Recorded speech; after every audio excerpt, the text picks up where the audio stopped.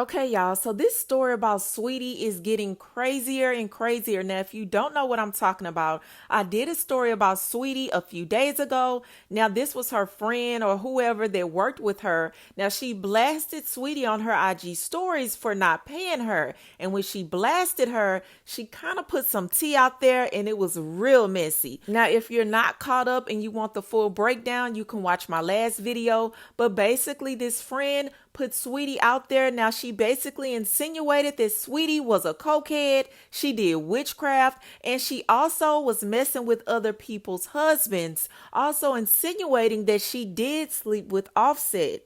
Now, she also blasted Saweetie's text messages, basically insinuating that she's using her new man, Jadon Santos. Now, Jadon Santos is a very successful soccer player. Now, he's crazy about Saweetie. He has her name tattooed on him and everything, but it looks like Saweetie is allegedly just using him for his bag, according to that text message that she exposed. And now, to even add to this story, Moniece Slaughter entered the chat, and I know y'all are like, what the hell does Moniece have to do with this situation?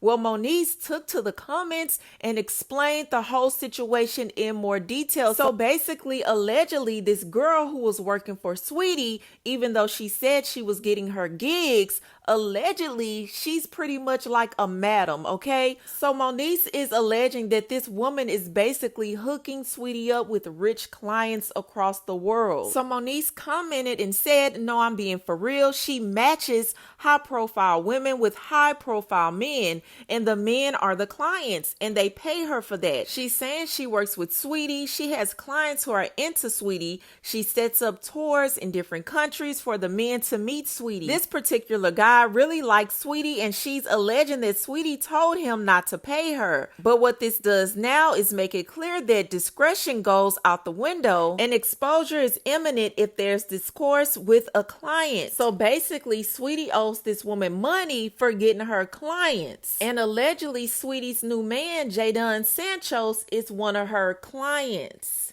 But y'all let me know, what do y'all think about this crazy story? Do you believe it? Do you believe that Saweetie is out here using what she got to get what she wants? Y'all let me know what you think in the comments, but moving on to the next story. Okay, you guys, so Beyonce's dad, Matthew Knowles, dropped some crazy tea about how Beyonce and Alicia Keys had to be airlifted out of Rio because their lives were in danger. Now, one thing that I can say about Beyonce's parents, Matthew and Tina, is they gonna tell it, okay?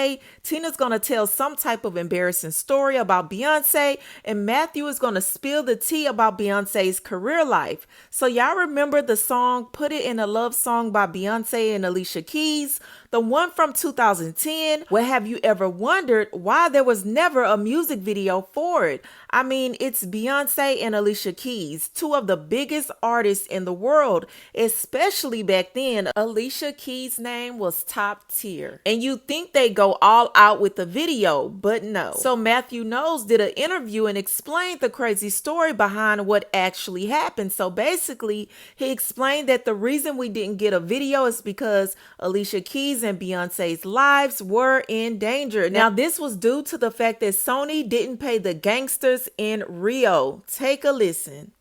What happened to the Alicia Keys and Beyonce music video for what? And a love song? Where is it? Mr. Knowles. Which video? Shot in Brazil? We saw a little glimpse of it. So I get a phone call because I'm not a micromanager, and they're in the projects hood ghetto in Rio, and Sony hadn't paid the gangsters, and they had to be helicoptered out of there. A whole lot you don't know, young man.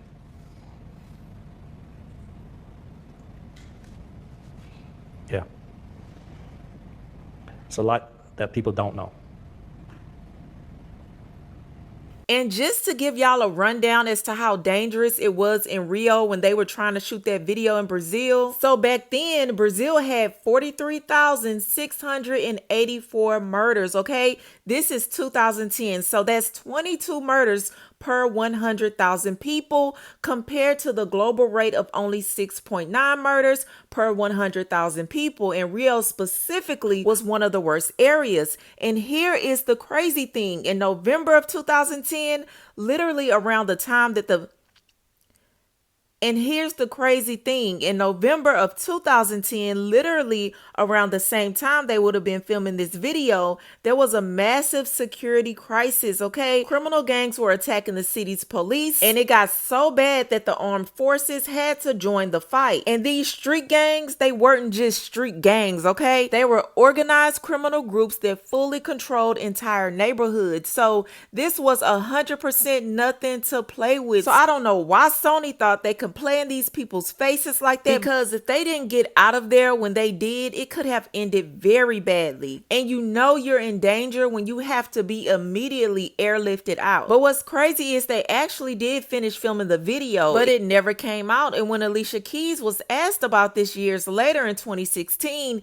she gave a totally different reason than Matthew knows. She said that the final product just didn't capture the energy that they wanted. So my thing is, what's the real story? Now, was it the drama in Rio? Was it because they weren't happy with how it turned out? Maybe it's both, but either way, we never got to see it, and the song didn't do well in the States. It charted in other countries, but it didn't chart at all in the United States, and some people feel like that it's due to the fact that there was never a music video made. Now, back in 2010, it was pretty much essential that you had a video if you had a song that was coming out. So to have two of the biggest stars in the world to collab on a song and not make a video was a big deal back then. But I want to know, what do you guys think about this crazy story? What do you think the real reason is that this video didn't get released? Y'all let me know what y'all think in the comments below. That's all I have for you, and I'll talk to you later. Why is everybody acting so shocked that Saweetie be out there selling that box? Because if you want to be real, like, Saweetie is a rapper, but she don't make money from rap. So how else is she supposed to keep up with her flashy, wealthy lifestyle? Like, let's be all the way real. Her music don't sell. She don't go on tour. She don't have no brand deals.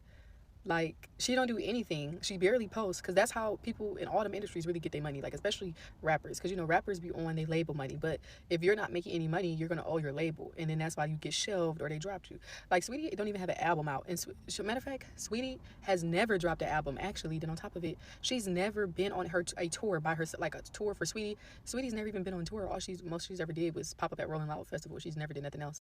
Now, granted, she had a couple endorsements with McDonald's and Mac and some other shit, but Saweetie don't make no noise. She's still, like, at the level she's at, she's damn near still a new artist. She just didn't go nowhere. Like, so for her to be selling that box overseas and damn near got a madam and be doing drugs, well, yeah, like, she's just doing what she got to do. And I just feel like that's a lot of those rap girls, because their music don't sell, so they're not making money from music. So if they're not making money from music, they either selling it or they put up with a rich man somewhere, like JT. Like, your music don't sell, but your lifestyle's so flashy, so clearly somebody's footing the bill. Saweetie getting exposed for allegedly being a yacht girl, it wouldn't surprise me if it were true. And I'm not saying it is true, I'm not saying it's not. I'm saying a lot of girls be yacht girls, 304, sex workers, however you want to slice it. Saweetie has been in the game since like 2017, 2018, and her music has never done crazy numbers. She's never like broken any records or nothing super crazy like that, yet she's still relevant in the industry. She's still making a ton of money. I never once thought all of her money was coming from her music. And she makes music about niggas tricking on her and only fucking with niggas with money. She looks amazing, has a great body. She's always out the country. Like, it wouldn't surprise me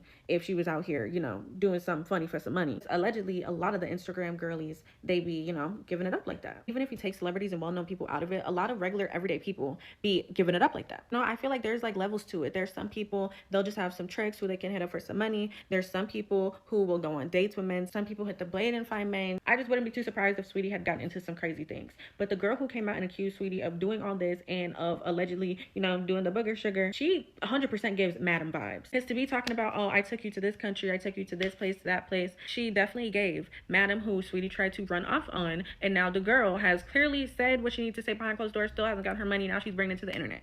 So I don't know, but it's all crazy. Honestly, nothing surprises me though. Like, at the end of the day, we don't know these people, so I could hear anything about anybody and be like, I could probably see that, because bitch, I don't know. So Saweetie has really been the topic of conversation this week because of her music. No, come on, don't be ridiculous. Come on, be serious for 1 fucking second. If you're gonna play games, get off the video and let's not even talk. Blind Items have been saying this for a while, but now there is a woman on Instagram who is accusing Saweetie of being a yacht girl. And for those of you who don't know what a yacht girl is, it's basically a girl who sells cookies, but she's not a Girl Scout. If you hearing this news is shocking to you and you never saw this coming, I'm willing to bet that you're also the kind of person who, when your baby daddy said if you gave him a little bit more coochie, he would start being a better father. And you believed him and did it. Hearing this news is unbelievable to you, it's shocking to you, you're also the kind of person who buys hair care products from The Rock. I I've said it before and I get crucified for it. People get so mad every single time I bring it up. But your favorite musicians are not very wealthy. Like, there's no money to be made in the music industry. A lot of them are broke. Some of the influencers on this app make more money than your favorite musicians. And the reason why, it's not just because, I think especially applies, especially like in hip hop, it's not just because they don't get paid that much. It's also because they get paid a decent amount. It's because their lifestyle is extremely expensive. Like, if you are in hip hop, part of being in hip hop is that you have to look rich, you have to pretend to be ultra wealthy, and living outside of your means is very expensive. It's not just like having a fancy house and owning cars, right? It's also like having a glam team all the time, having an agent, having a manager, having a social media person. All of that is very, very expensive. In your mind, you thought Saweetie was affording all of that off of her music career when she's been in the game 10 years and has still not put out a debut album? The hilarious thing about that is that I think that Saweetie is very, very marketable. I think there's a world where Saweetie could make a bunch of money, because at this point in time, the point in becoming a musician is because it's the easiest way to become famous, right? And once you are famous, then you are marketable, and that's when you bring in the money. If you are ever trying to pocket watch your favorite celebrity and they're a musician specifically, right, you're trying to figure out if they're broke or not, all you have to do is check to see their endorsement deals, right? The more endorsement deals they have, the more paid they are. If you have a favorite celebrity, I'm not gonna say no names, there's one in particular I'm thinking of, and they haven't had an endorsement deal in years, they're probably broke. And I'm gonna leave that at that. Unless they own businesses and companies that are kept on the hush, hush, hush, they're probably broke.